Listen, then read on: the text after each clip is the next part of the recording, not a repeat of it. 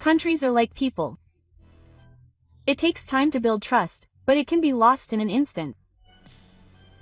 Hello, this is me. With the South Korean economy facing a crisis, the Japanese government has quietly made a historic decision. It has made it clear that it will not provide economic support to South Korea.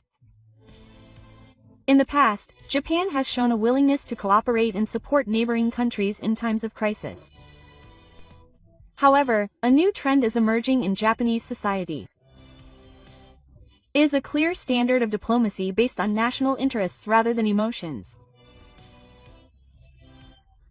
In the midst of all this, Japan has begun to show a completely different attitude in 2025.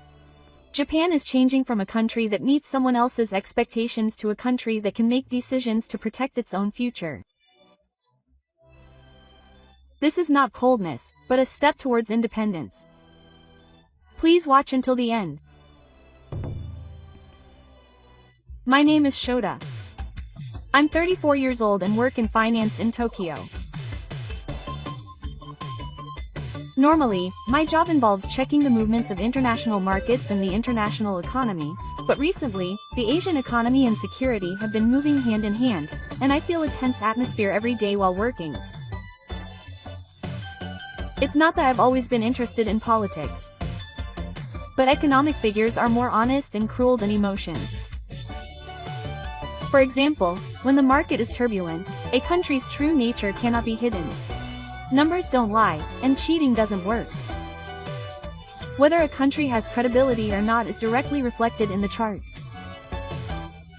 That's why every time I watch the news, I think to myself, countries are just like people. It takes time to build trust, but it can be lost in an instant. But there's one country that I'm particularly concerned about right now. It's South Korea. The reason is simple. With the economy on the verge of collapse, Japan is the place to turn for help.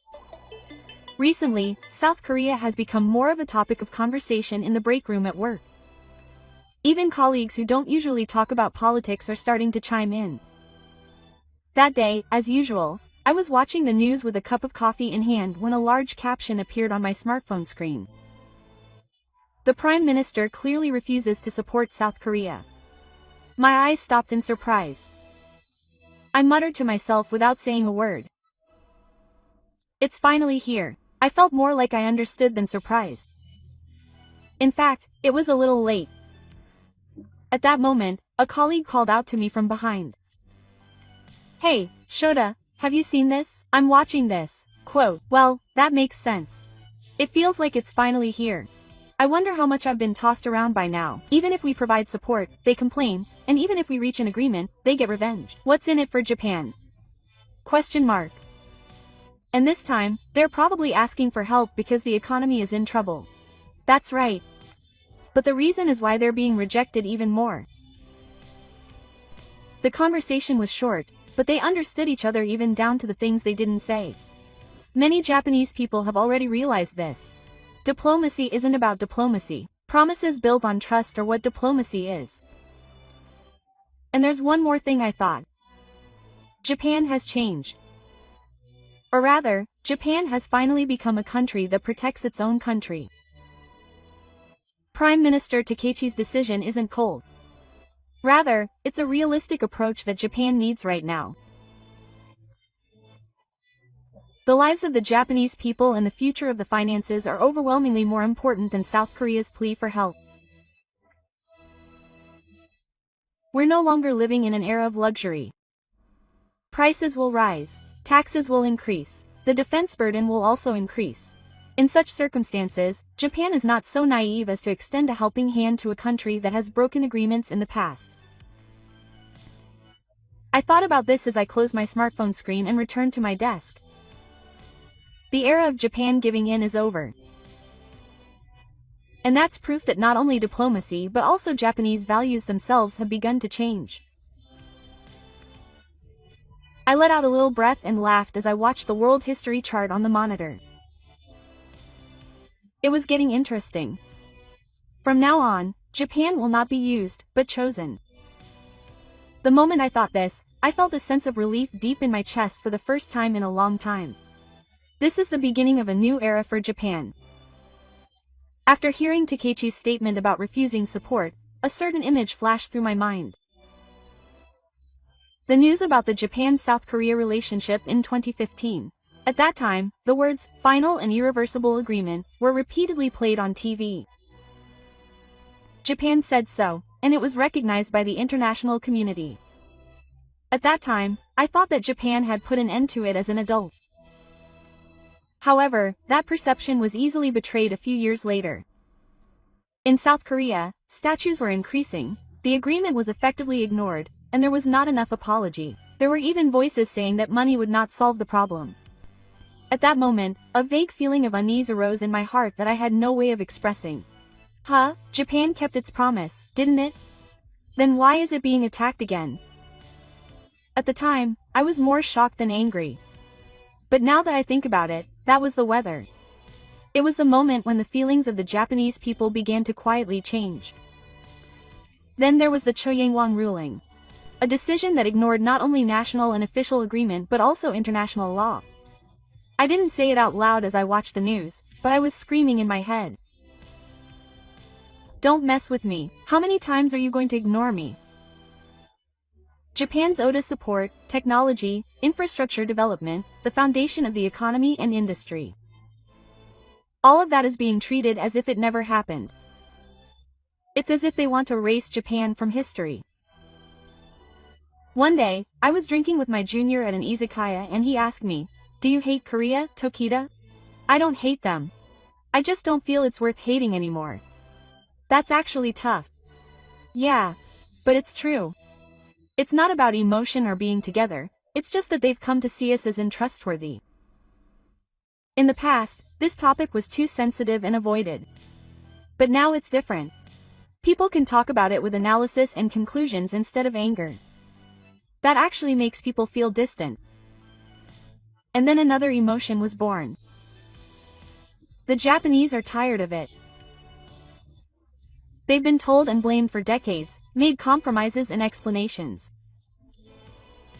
But if the result is still denial and demands, they distance themselves. That's a natural reaction for both people and countries.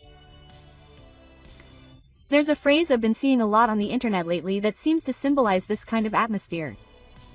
Don't help, don't teach, don't get involved. I thought it was a joke, but now it's not. It's more like a mutual understanding between the people. After all, international relations aren't just pretending to be friends. They're contracts based on profit and trust. And it was the other side that broke that contract. A few days ago, when I was talking to my mother on the phone, she said these words. "Hey, do we really need to help South Korea again? Do we have that much left over from our taxes?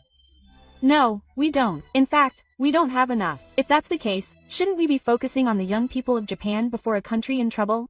The children of Japan are the ones who will create the future." Those words struck a chord with me. We don't need complicated words like diplomacy or economics. In the end, the answer is this. A country exists to protect its own citizens first and foremost. The high school freshman's refusal wasn't a political decision. It wasn't emotion. It wasn't diplomacy. It was a line drawn as a country. The decision not to support wasn't because we disliked them or because we wanted to impose sanctions. It was a much simpler and more serious reason. We won't entrust our national assets to someone we don't trust. I will support that decision. I feel like Japan is finally starting to understand its own value. Placing my smartphone on the desk, I muttered quietly, "This is finally the end of a relationship that should have ended. And a new era of diplomacy for Japan will begin." Quote. I felt that strongly. In the days since the news of the refusal to provide aid to South Korea, a certain idea has been steadily coming to my mind. Japan is now at the greatest turning point in its history. In diplomacy, economy, and defense, Japan has changed from adapting to others as before to a Japan that takes the lead as Japan. The vision set forth by Prime Minister Takaichi is a symbol of this, Japan becoming the Germany of Asia. To be honest, when I first heard it, I didn't really get it, but after looking into it, I understood. This is not just a gimmick, it's a strategy in itself. Germany is the center of the economy, the financial foundation, and the pillar of industrial technology. At the same time, it has an influence on the direction of the EU's foreign policy and security, which means it holds the reins of intelligence and economic structure. That's exactly what Japan is aiming for. Not a country that relies on others, but a country that leads the region with trust and achievements. This strategy is based on three major pillars. The first is the defense of the yen. A determination not to make the currency weaker. Up until now, there was an atmosphere in Japan that it wasn't a bad thing because export companies would make money if the yen weakened. But that's not the case anymore. Food, energy, defense equipment, more and more things are becoming dependent on imports. The value of the yen is now the very essence of people's lives. That's when my first year at high school took a clear step. Local policy, money circulation, international credit, foreign countries. Until now, our connections were just thought to be safe, but now we've entered the phase of actually protecting them. I muttered as I looked at the newspaper headlines. Finally. A country that treats its currency lightly has no future. The second is the restructuring of export markets, from dependence on South Korea to ASEAN and the Middle East. This is obvious if you look at the data. An increasing number of Japanese companies are withdrawing from South Korea, and instead, investment in ASEAN is increasing rapidly. Middle East Railway AI infrastructure projects are being suspended, and the Middle East is particularly symbolic. Japan's railway energy technology, disaster prevention, urban design are now being treated as national package products. I couldn't help but exclaim when I saw the Dubai project on the news recently. So Japan, not South Korea, was called upon. South Korea is speed, Japan is trust. The international community has already given its answer. And then I realized. The future Japanese market is no longer a neighboring country. It is oriented toward the world's growth interests. And the third is the construction of an economic breakwater. Redesigning alliances and supply chains. Simply put, this means not teaming up with countries that will betray you. The strategy is to associate with trustworthy countries. The KUA IPF, the Japan-UK Agreement, the Japan-Taiwan Security Framework, and the Taiwan Cooperation are all relationships with countries whose ideals and actions align. In the past, there was a strong perception that Asia equaled South Korea and China, but the current map is different. Japan, Taiwan, the Philippines, India, Australia, and the UAE are connected by a line, as if they were a belt protecting freedom and security. I thought to myself as I looked at the map. South Korea is not part of that circle. When I saw that, it all made sense. There was a special feature on Alban TV. The commentator said this. Japan is now shifting from being passive in diplomacy to being selective. At that moment, I felt a chill run down my spine. Up until now, Japan has acted in accordance with its opponents, but from now on, that will be different. Japan has become a country that can choose who to partner with. That may seem obvious, but it actually has an incredibly significant meaning. The next day, I looked up at the sky while taking a break on the emergency stairs at work. The winter air was harsh to live in, but somehow comfortable. Then I had a sudden realization. Japan has finally become a country that doesn't flatter. Not a country that lives by bowing to others, but a country that can make decisions for the future. And even if that judgment seems harsh, if it restores pride to the Japanese people themselves, then that's fine. When I think about it that way, I feel a strange warmth in my chest. Japan has changed. And there's no going back. Lately, whenever I see an article about the Korean economy, I feel a tingling sensation in my chest. It's not anger or disgust. It's something different. If I had to find a word that's close, it would be a premonition. Isn't this country at its limit? That's the kind of atmosphere that seeps out of the article. When I open the news app, these words are lined up. Household debt and GDP are the worst in the world. Young people are becoming fixed housing buyers. The birth rate hits a record low. Foreign capital is accelerating its withdrawal from the Korean market. Korean major companies are losing their competitiveness in the international market. It's like a live broadcast of a collapse. I muttered quietly while looking at the screen.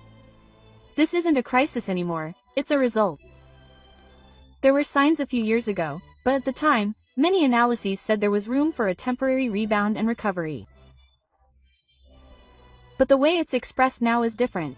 Structural risks, national infrastructure fatigue, no factors for improvement. Even economic terms are starting to lose their gentleness. When I look at social media, it's even more direct. This country has no future. A country where young people leave is finished. There's no point in working. Having children is a punishment. What used to be a joke on the internet has now become a real-life cry. I watched a video news on the train home from work. It featured a couple with a mortgage in Seoul. The man on the screen said, "When we bought our house, we were proud. But now it feels like chains. Repayment has become our life." Those words struck a chord. People sacrifice their lives to live in their homes. That is not wealth, but a collapse of quality. And companies are no exception. The news of the current LG Overseas Investment Reduction Reaction Squad declining international competitiveness, lifting the credit rating warning, and starting to dispose of bank loans, especially the lifting of the warning and withdrawal, is decisive. It's cold and right to win, but when it's time to run away, you can only see the exit. I thought about it while organizing documents at my desk. The words "Hell Challenge" that I used to be so proud of. It's not irony, but reality now. A few days ago, I talked to a junior college student at my part-time job. He likes Korean dramas and was thinking about studying abroad. Watching the recent Korean news makes me feel scared. What makes a country with no hope suddenly collapse? Those words had a strange weight on me. A country can't be supported by the economy alone. It can't be done without words, hope, a vision of the future, and a reason to want to go there. That's not what South Korea is doing right now. Young people are abandoning the country. Companies are fleeing the country. The government is turning a blind eye to reality. And in the end, it ends up like this. Help me. But this time it's different. Japan no longer responds to those words. I stared at the ticker on my smartphone screen. South Korea holds back emergency financial talks with Japan, and Japan refuses to respond. A few years ago, this would have been unimaginable, but now it's the norm. The moment I confirmed that, my heart was surprisingly calm. Not anger or a sense of elation, but the relationship is over. I had the composure to accept it that way. South Korea's collapse is not a threat to Japan. And it's not something that needs to be rescued. One conclusion. The need for a relationship has disappeared. Countries have their lifespans. Countries have their crossroads. South Korea couldn't choose its future. And Japan chose its future. I took a deep breath and closed my eyes. Japan will no longer depend on anyone. That's not cruel. It's the natural choice for a mature country. The atmosphere in the city changed a few weeks after the news of South Korea's refusal to provide aid. Even those who are not interested in politics are making a face that says more than one word this time. It doesn't matter what TV commentators or pundits say. The answer has already been reached among the people. Japan will never go back to the past. The words that Takaichi said on a recent political program have stuck in my head. Japan must not be a country that depends on someone else. At that moment, I felt that Japan's direction became clear. It's not about small things like diplomatic policy or economic policy. It's about expressing the attitude of a larger country. Independence. It's just two words, but it's rare to hear such a heavy word. The proof is that Japan's actions have clearly changed. Withdrawal from industries that depend on South Korea. Strengthening economic cooperation with Southeast Asia, the Middle East, and Europe, redesigning the defense and security system, strengthening the international financial base, rebuilding domestic infrastructure, and long-term investment in technology and know-how. When all of these are connected, they each become the answer. Japan will change from a country that is used to a country that is chosen. One night, I was drinking with friends at an izakaya and the topic of South Korea came up. In the past, Japan was at the mercy of South Korea, wasn't it? That's right, if the other party gets angry, apologize and set a deadline. Now it's the opposite. If the conditions don't match, it's like, we don't have to get involved. Yeah. I think that's normal. Japan has finally grown up. I couldn't say anything back to those words. Because that's the truth. South Korea is looking for someone now. Someone who will do it, someone they can rely on, someone who will save them. But Japan is no longer in that position. The next person South Korea turns to is China, but that won't last long either. Because China won't move from a higher position either. And then South Korea will understand for the first time. Diplomacy isn't a battle of emotions, it's about building trust. Relationships between state officials are similar to love. A love that forgives even after being betrayed won't last. A relationship without trust will collapse. South Korea betrayed Japan many times. And in the end, Japan quietly closed the door. Not with a yell or a declaration, just quietly. They can't get involved any further. But Japan isn't just pushing away. It's moving towards the future. AI, defense technology, hydrogen society, the space industry, international infrastructure, all of these have one common ideology: moving Japan to the next drawing board. It wasn't like that in post-war Japan, or the period of high economic growth, or the lost 30 years. A completely new stage. I suddenly thought of this while walking through Tokyo Station at night after work. The illuminated lega, the quiet flow of the air, the expressions of the people. Everything was calm and strong. This country has always been strong. It was just kind. It was just giving in. It was just believing in peace. But not anymore. I looked up at the sky and smiled slightly. Japan has finally become a country that fights for itself.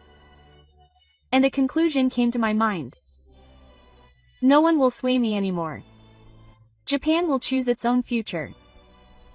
That future will surely look completely different from the past. But that's okay. No, that's okay because the pride that had been lost for a long time has finally returned to Japan. Various opinions have been received from people overseas on this topic, so I would like to introduce some of them. Japan's refusal to provide support is not emotional but strategic. Considering the past breaking of agreements and lack of trust, Japan's decision can be said to be rational by international standards. Japan is now entering a stage where it is no longer passive but actively shaping diplomacy. This is a signal that the power balance in Asia is changing again. It has become a pattern for South Korea to rely on Japan in times of crisis. But this time, Japan finally said, brain. It was just one word, but that one word changed the times. Support is not an obligation, it is built on trust. If the other party breaks that trust, it is only natural that it will be rejected. What did you think? South Korea's economic opportunity and requests for support are not just diplomatic issues, but have become events that call into question the direction Japan should take. In the past, Japan tried to be a nation that provided support and chose peace. However, as a result of repeated betrayals in the past, abandoning agreements, and continuing to receive emotional criticism, the consciousness of the Japanese people has definitely changed. The decision that Japan has now made to refuse support is not coldness, but a clear will to protect its national interests and future. It is also evidence that it is trying to realize a new position as a nation that acts independently and responsibly. It is said that history repeats itself, but this time it is different. Japan is no longer dependent on anyone and is trying to walk its own path without being shaken. Please let me know your thoughts and opinions in the comments. Thank you for watching until the end. See you in the next video. On the surface, Samsung and SK may be shining, but behind the scenes, citizens' lives are collapsing. Internationally, it has emerged as an unbalanced nation where splendor and vulnerability coexist. To understand the true state of the Korean economy, it is necessary to correct these social distortions. Hello, this is MI. The Korean economy is currently facing a serious phase. A sharp decline in currency credit, an increase in debt, the collapse of the real estate bubble, and international isolation have all combined to make it seem like the miracle of Asia is no longer what it once was. On the surface, financial companies such as Osan and SK continue to talk about their brilliance, but behind the scenes, they are nothing more than a state of assembly that relies on technology and finance from Japan and overseas. In this article, we will take a closer look at the front and back of the Korean economy, and the path that a diplomacy that has lost trust will take. Please watch until the end. The decline in currency credit in the Korean economy is not just a temporary fluctuation, but a manifestation of structural doubts. The Korean yen plummeted from 2024 to 2025, and its price movements caused anxiety not only among current investors but also among the general public. In international financial markets, there is a growing recognition that the Korean yen is no longer a stable currency, which has led to a vicious cycle that further accelerates capital outflows. During the Asian transit period of 1997, countries led by Japan provided support, and South Korea was able to avoid economic collapse. However, the situation is different in this crisis. Japan, which had been the largest donor, has made it clear that it will refuse support, citing repeated acts of betrayal and ignoring of historical issues in the past. The United States has also been interfering with South Korea's official diplomacy, significantly lowering its reputation as a reliable partner. In other words, South Korea has been forced into a situation where it must protect its currency credit by law. If currency credit collapses, corporate financing will be the first to be affected. International borrowing costs will skyrocket, and industries that rely on imports will be hit hard. In particular, South Korea relies almost entirely on imports for energy and electricity, and the collapse has immediately led to a rise in production costs. Manufacturers have no choice but to raise sales prices, which in turn has reduced their export competitiveness. Normally, exports are the focus, but in South Korea's case, it is the responsibility of the country to be an assembly nation, which imports parts and equipment from Japan and overseas and assembles them. This assembly nation structure exposes the weaknesses that lurk in the South Korean economy. For example, in the reactionary sector, SAS and SK have made their presence felt in the world history arena, but much of their existence is due to the technology of Japanese companies. It is still fresh in our memory that the underworld was thrown into panic when Japan tightened export controls on reactionary materials in 2019. Although they have publicly declared that they will promote domestic production, the structure that relies on Japanese technology has not changed even 5 years later. If import costs rise due to a decline in currency credit, South Korea's main asset industry can easily be shaken. The eyes of the incumbents are also becoming increasingly severe. Foreign investors are withdrawing funds from South Korean stocks and bonds, and investment in short-term capital in particular is increasing. The opacity of capital controls and the unpredictability of the tax system are cooling investment sentiment, and the South Korean government is earning a risk premium, so the yield on national bonds is rising, and the government's financing costs are also rising. It is a typical vicious cycle in which the burden of high interest rates increases as the fiscal deficit expands. Meanwhile, the lives of citizens in South Korea are also being affected. The S-currency has led to higher import prices, causing prices to soar from daily necessities to energy. With household debt exceeding 100% of GDP, rising interest rates have had a direct impact on debt repayments, forcing many households to move out of the country. In particular, the middle class and younger generations, who are struggling with housing issues, are burdened with the double burden of falling real estate prices and increased debt repayments, creating a sense of stagnation throughout society. What is different from past IM crises is the cold reality that no one will help this time.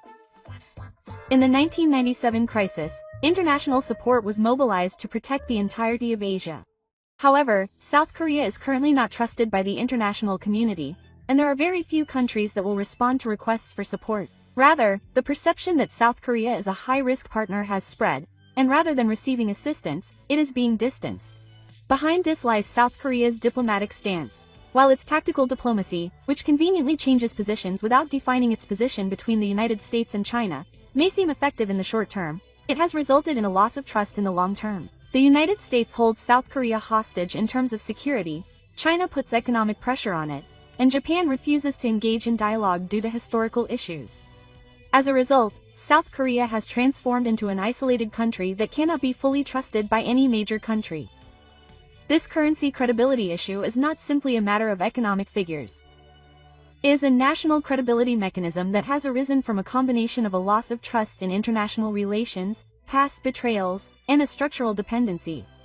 The ground is cold. There is no reason to invest in the currency of an untrustworthy country, and South Korea continues to face that reality. The issue of household debt is unavoidable in order to outperform the South Korean economy. South Korea's household debt balance far exceeds 100% of GDP, making it an extremely high level among countries that use it. This is not just a statistical figure, but a reality that puts pressure on the lives of ordinary households. In South Korea, it is common to take out a mortgage to cover the large sums of money required to purchase a home or pay for education, but rising interest rates and real estate prices are combining to rapidly increase the number of households that are unable to repay. Particularly serious is the collapse of the housing market.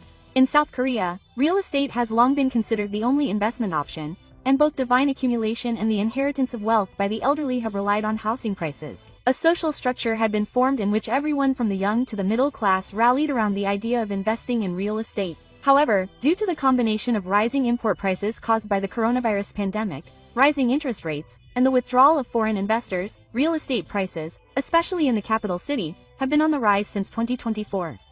The decline in housing prices has had a direct impact on households. People who had purchased housing at high prices have fallen into a state of overmortgage, with the value of their loans exceeding the valuation of their homes, and the situation has spread where asset values have not kept up with the economic downturn. As a result, there have been a number of cases where people have abandoned their homes and the prosperity of the community has declined. The real estate industry has also been hit hard by the collapse of construction companies and the collapse of businesses nationwide. The young generation is the one who is most affected by this. The official employment rate in South Korea is around 10%, but it is said to exceed 20% if regular employment and job hunting are included. As a society with a strong engineering background, an increasing number of young people are unable to find jobs even after graduating from university or graduate school, creating a sense of stagnation throughout society. The contradiction that young people who have spent a lot of money on education in the fiercely competitive so-called Beck society end up unable to find employment places a serious burden on their families.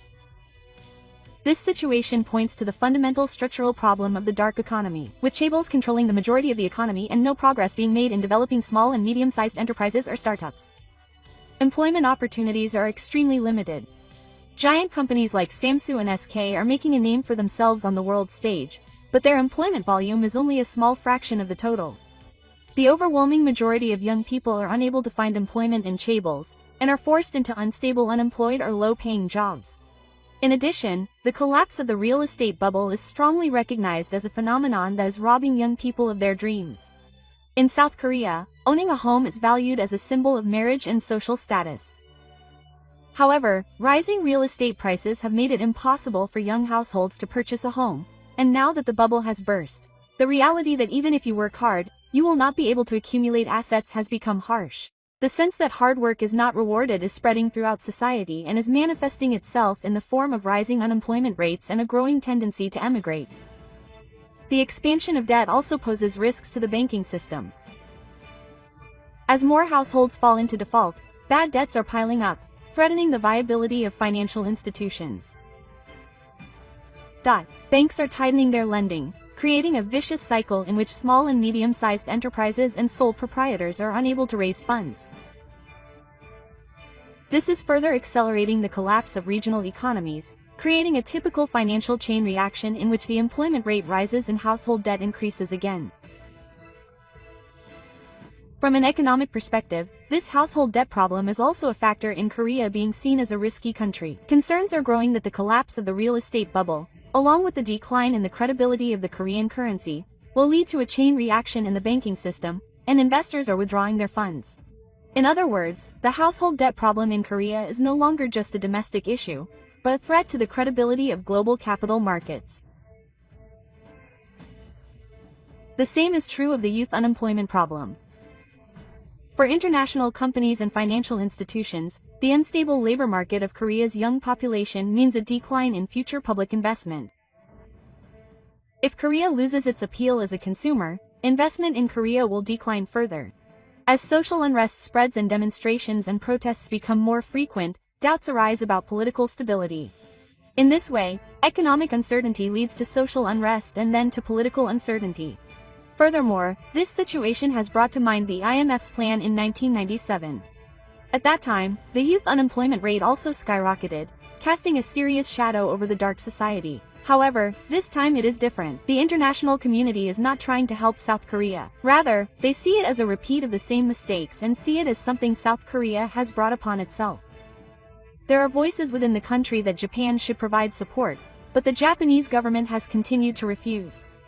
This is because in the past, despite providing support for evil, instead of showing gratitude, historical issues were ignored and the country was criticized by international forces.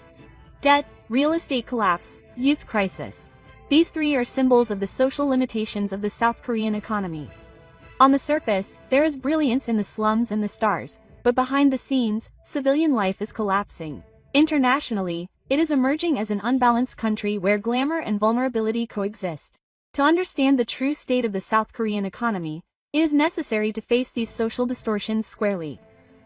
When people talk about the dark economy, the first names that come to mind are conglomerates such as Samsung and SK. Holding a global share in areas such as smartphones, memory devices, and displays, and competing in the global market, South Korea is seen as a cutting-edge technological powerhouse. On the surface, South Korea certainly appears glamorous. Samsung's latest models have been a hot topic at international exhibitions, and SK's expansion into the US and Europe of its battery factories has also been big news. Citizens often feel reassured that as long as Samsung is there, South Korea will be fine. However, this glamour has the effect of hiding the overall picture of South Korea's economic structure.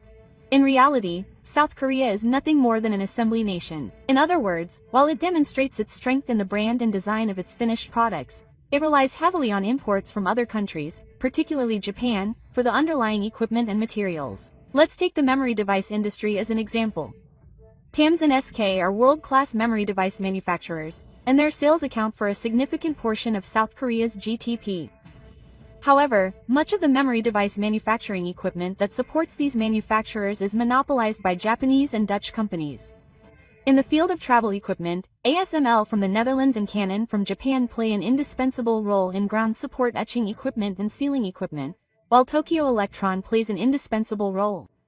It is still fresh in our memory that Korean society was shocked when Japan tightened export controls on reaction materials in 2019. At that time, the tourism government announced that it would promote domestic production and break away from dependence on Japan, but in reality, it was not possible to completely establish alternatives to the hydrogen and photoresists that Japanese companies have in short supply. Even after several years, many of Korea's reaction factories are still operating on the premise of being supplied from Japan. In other words, no matter how popular the finished product is around the world, if its foundation is shaken, production is vulnerable to stopping instantly. This dependency structure is not limited to reaction materials. Similar problems can be seen in the automobile industry. Koreans have secured a certain share of the market, but many of the parts and materials for engine control systems have been shared by Japanese companies. In particular, in the fields of silicon parts and high-performance materials, there is not enough domestic base in Korea, and it is always in a situation where it is difficult to obtain profits from invisible imports. Furthermore, the same is said about electric vehicles, which Korea is proud of. Companies such as LG Energy Solutions, SK4, and Samsung SDI have expanded into Europe and the US and are making academic investments. However, Japanese companies hold a strong position in the supply of materials such as separators and semiconductors required for their manufacture. The fact that South Korea relies on Japan for important parts that determine battery performance and safety is not widely reported in South Korea, but it is a well-known fact among experts. Even smartphones, which are a pride of South Korea, are imported from Japan for a significant portion of their components. If you trace the subchain, such as the materials for the lenses of smartphones, the sensors that make them, and the parts for touch panels, you will inevitably find Japanese technology involved. South Korean companies have succeeded in building brand value as final products, but the reality is that underlying this lies the underlying technology of other countries. This image of an assembly nation symbolizes the instability of the South Korean economy. Although it appears glamorous on the surface, it is fragile and will cease to function if the supply of basic components is interrupted even once. Japan's export control measures were a direct target of this weakness. Strong opposition arose within the dark country, and while immobility spread, the industry at the same time felt a serious sense of crisis. This incident was a reminder to South Korea of the reality that it cannot become independent. At the time of the export controls, many citizens could not hide their surprise at why they were so dependent on Japan. While they ostensibly claimed to have surpassed Japan, in reality they are supported by Japanese technology. This gap is a welcome truth for Korean society. What is even more problematic is that it is politically difficult to correct this structure of dependency. In Korea, the sentiment of being dependent on Japan is deeply rooted, and the government and media have refrained from honestly telling the public about the reality of their dependency on Japan. Instead, they have focused on satisfying public sentiment by promoting the slogan of domestic production and independence. However, as a result, actual technological development and infrastructure investment have been delayed, and rather than decreasing, the level of dependency has remained high. Korea certainly has its glamour. With its presence in international forces, the brand power of its companies, its cultural influence, and K-pop and movies that dominate the world, Korea's image at first glance shines as an advanced nation.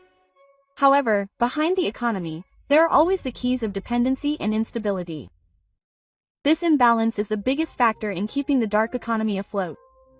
The international community has also seen through this reality. South Korea is perceived as a country with a flashy face and a fragile backbone, and investors and allies can't help but be aware of the risks. In other words, South Korea is in an ironic situation where its own strengths are exposing its weaknesses. The flight of capital from financial markets is further exposing the crisis in the South Korean economy. As the currency's credibility has declined and attention has been drawn to domestic household debt and the collapse of the real estate bubble, foreign investors have withdrawn funds from the South Korean market. This is not just a short-term sell-off, but indicates a long-term trust in the South Korean state. Trust is the most important thing in the capital markets. Investors value predictability and stability while pursuing returns. However, South Korea's policy management has been equally short-term and calculated, and regulations and tax systems have often changed without notice. This is the biggest risk for foreign investors. There is no reason to make long-term investments in a country where the rules may change the following year and taxes may be imposed suddenly. As a result, capital flight from stock markets and international markets has accelerated, making South Korea's financial markets even more vulnerable. South Korea has also received harsh reviews in international investment documents. It is symbolic that South Korea was not included in the WGBI, a leading global international index.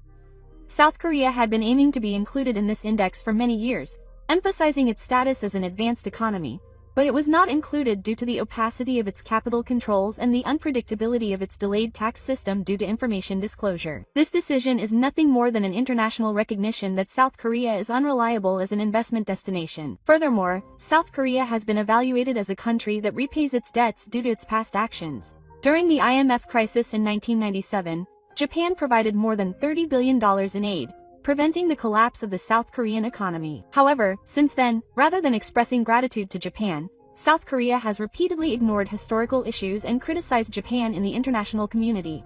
When Japan tightened its export controls in 2019, South Korea criticized Japan for economic aggression, and a domestic anti-sales movement was launched. As a result, trust between the two countries was completely broken, and Japan clearly refused to support South Korea in the 2025 crisis. Relations with the United States have also deteriorated. South Korea has continued to engage in a war of words diplomacy, ambiguous between China and the United States and changing its attitude depending on the situation.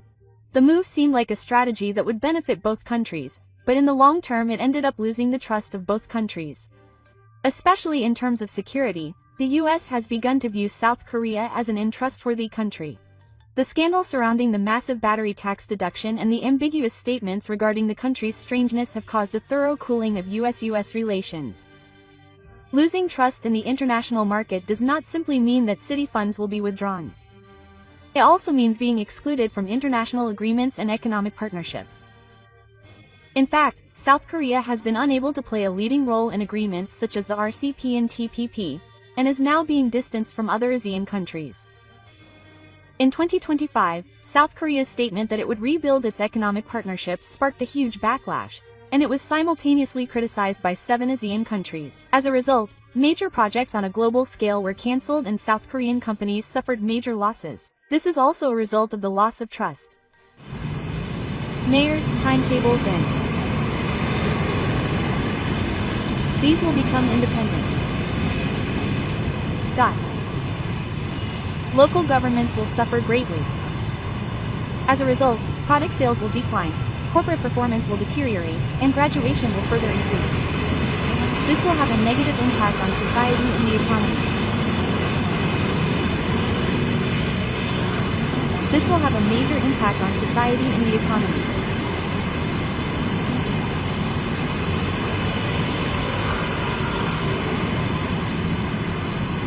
There are voices of concern that the government will be framed by the government, but even if the Japanese government provides support in the past, it is not enough to support South Korea.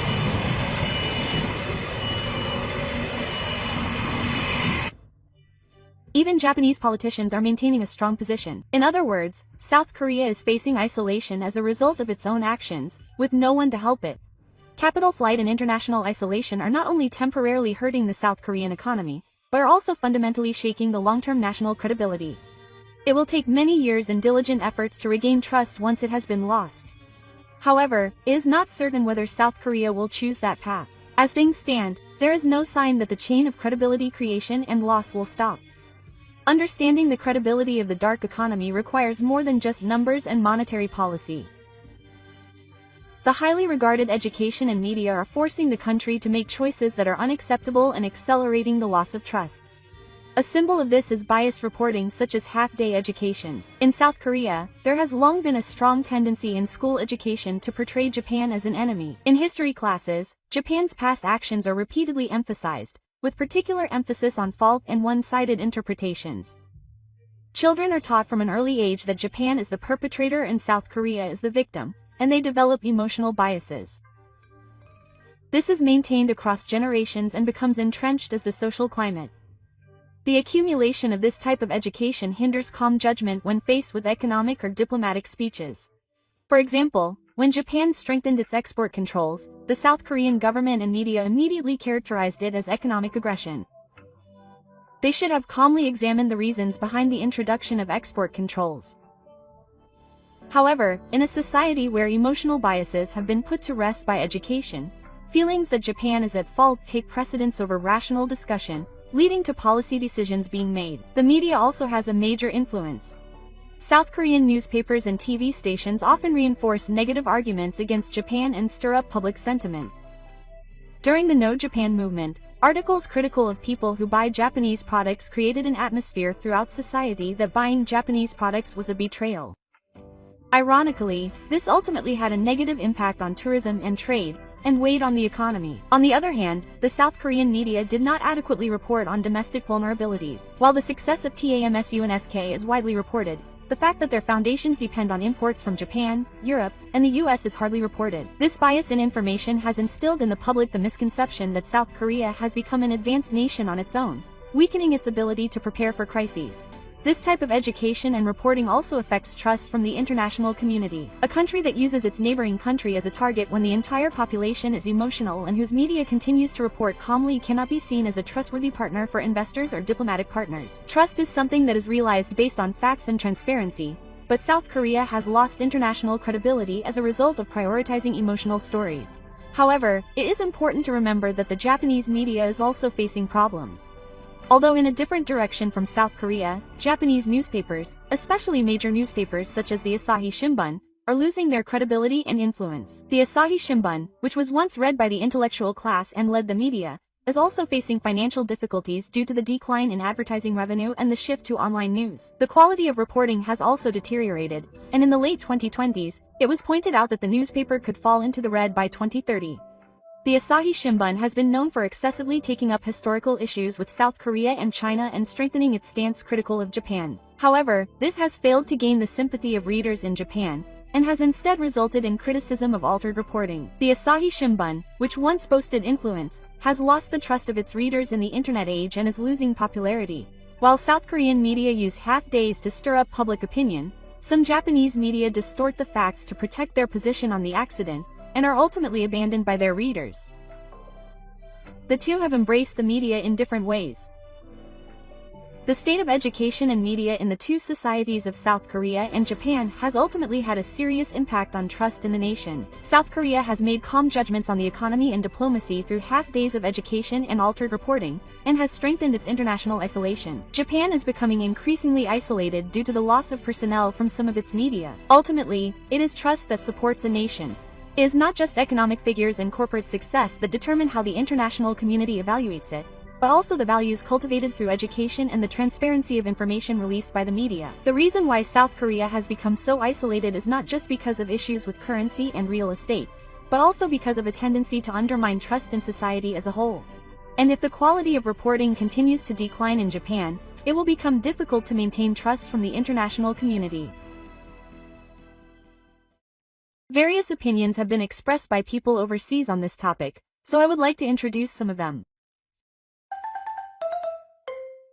South Korea's Samsung is certainly amazing, but in the end, it relies heavily on technology from Japan and other countries. It's hard to invest in a country that has lost trust. South Korea has succeeded in disseminating culture, but it has destroyed its own trust in the economy and diplomacy. It's too unbalanced. What did you think?